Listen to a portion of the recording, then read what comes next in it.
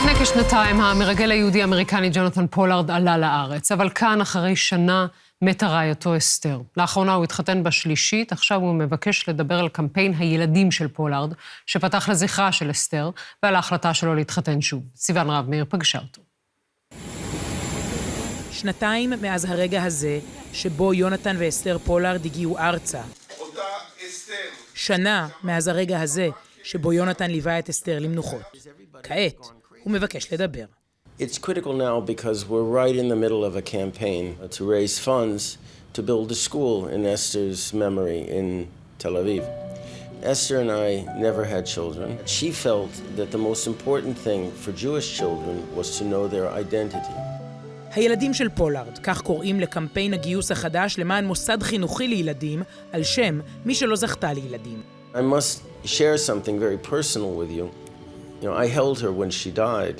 I counted every breath she took at the end until there weren't any more. So when I see these movies, these videos of how hard she fought for me, it's very, very difficult for me. But this is in a very personal sense, this is a chesed shel emet on my part. כעת הוא מספר מה ביקשה ממנו, לפני שנפטרה. She asked that I get remarried. And I asked her, why are you bringing this up to me? This was just after I met Rivka. They were friends. And she said, do you like her? And I stopped and I looked at her and I said, why are you asking that? This is an inappropriate question. And she said, I'm not going to make it. And that was the first time I understood that I was going to lose her. So in a way she told you to marry Rivka. It wasn't a request on her part. You don't know Esther. She ordered me. Before we got married, we went to her kever and we thanked her. Rivka made it very clear to me that if we have a girl, a child, that girl will be named Esther. So in that respect, Esther chose well. And as Esther was my mora, now Rivka is. Don't you ask Hashem sometimes? I mean, 30 years in jail, 5 years until you got the permission to come to Israel, and then after a year she passed away? Mm-hmm. No, because I know in my heart that she was a shaliach.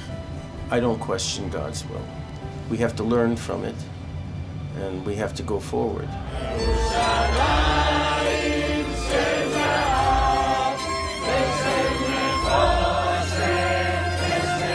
Do you see yourself as an Israeli? Yes, I became an Israeli. I know how to push my way forward now. I now know what this means. The first expression I learned was Eifo Asher Oti. That was very, very, very important for me. I went to my first Mimunah. Mimuna. Well, I'm Ashkenazi, so it is Mimunah. Yeah. And it was another learning experience for me. I drank arak for the first time. When you look at the situation in Israel, how do you see it as an Oleh Chadash, as a new immigrant?